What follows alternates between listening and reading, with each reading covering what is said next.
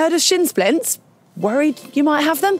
Well, lower leg pain is actually not uncommon amongst runners, but identifying it and working out what's caused it can be a little tricky. Well, we're going to help give you some details and the signs to look out for so you can help yourself and hopefully prevent any lower leg discomfort actually developing into shin splints.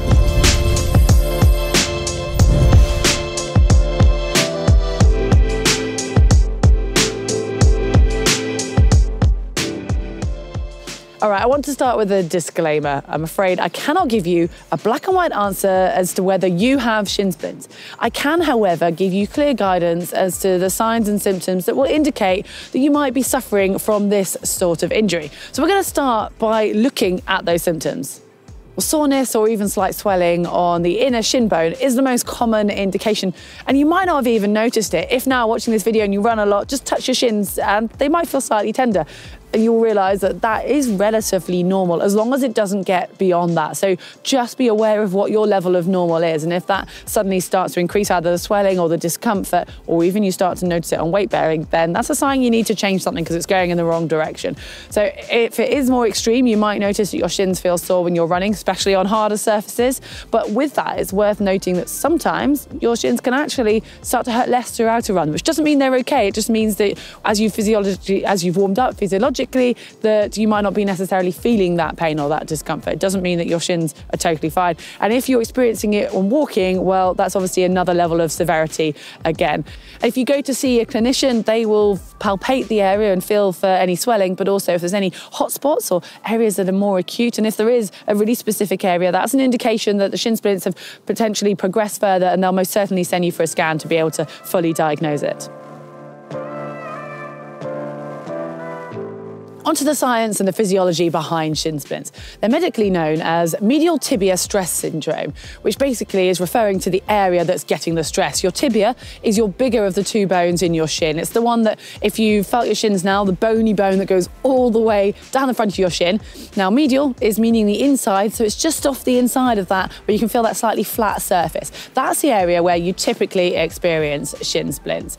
And it comes on as an increase, usually in load and stress on the muscles, the tendons and the bone tissue itself.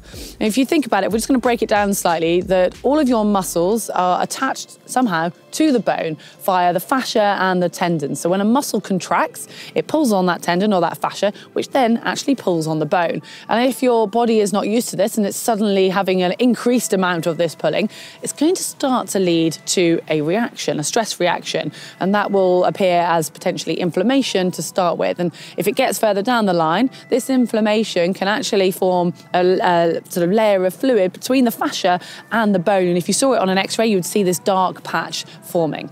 Well, the impact from ground contact and just from actual physically running and the stress that goes through the bone can also contribute, but it usually comes up as stress fractures in the foot or the hip as opposed to in the shin bone. But if you do have accumulation of that extra impact that your body's not used to, as well as the pulling, that can sometimes lead to stress fractures in the shin bone itself.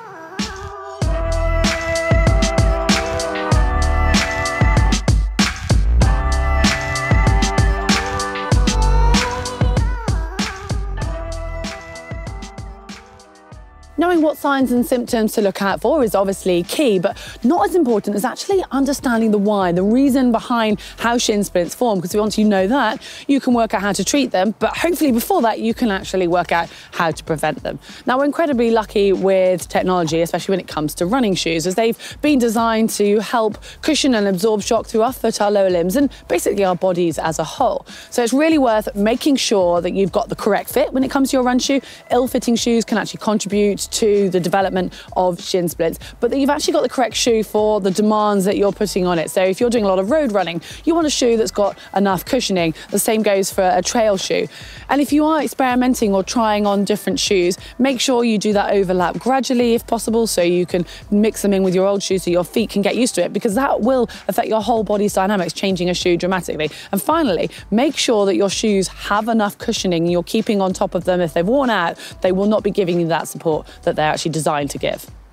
Shoes are an easy one to keep on top of. The next one, however, is more predetermined. It's how mobile you are. Now, some of us are really bendy. You might see friends doing the crab or be able to put their hands behind their back and be really envious. But when it comes to running, that actually makes them more susceptible to getting injuries because their joints will naturally be more hypermobile, and as a result will be going through a greater range and actually not being able to help absorb that stress as well, and putting more stress on the ligaments and the tendons around that joint, and actually does require a longer time of training to make sure that the muscles can compensate for that and keep everything nice and controlled. And then finally, and most common, is the rate that you increase your running. And this is why most people do experience some form of shin splints, that they just start running and they up their mileage far too quickly, and the body just needs some time to actually adapt to that and get strong enough. And you'll find as well that if you're suddenly changing surface, so you've done a lot of running on the grass or on sand, you suddenly go to road running, then again you're more likely to experience some sort of symptoms.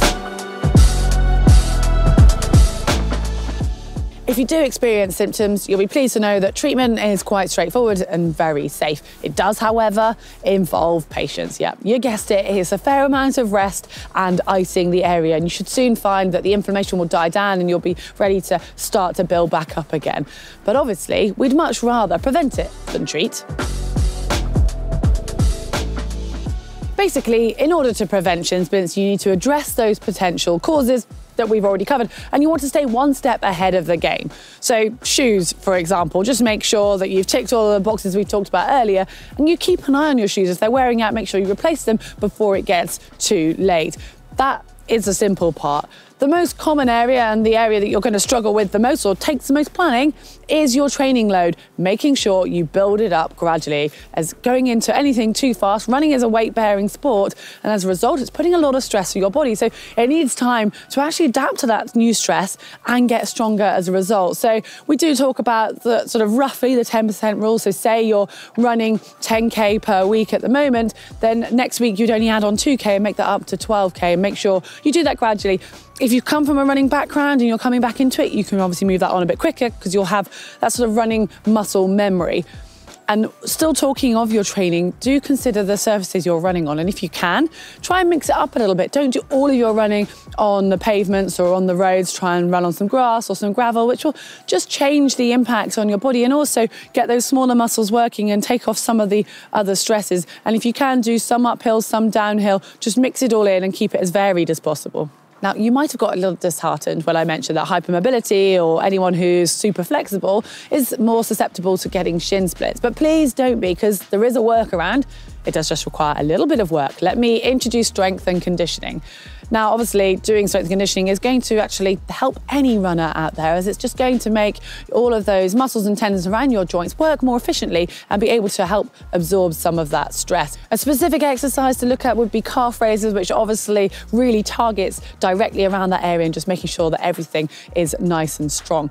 And then beyond that, if you know that you're someone who is just really sensitive to getting shin splints and you've covered all the other areas already and you're still occasionally getting sore shins, then you could look at potentially taking out one of your runs per week and replacing it with some cross training. If it's an aerobic session, then maybe look at doing a swim or a bike instead. Or if, say, you've got some intervals or something more specific, you could take that straight onto the elliptical trainer and replicate the exact session without the stress of that impact. Well, having suffered with shin splints myself for many years, I can empathise if you are struggling, but hopefully if you can address all the points we've covered, you won't get too far down the line and you'll be able to continue enjoying your running journey. Well, let me know if this has helped, or if you've got any specific questions. I'll do my best to get back to you. You can do that in the comments section below. Give us a like if you've enjoyed it, and remember, you can click on that globe and subscribe if you've not yet done so.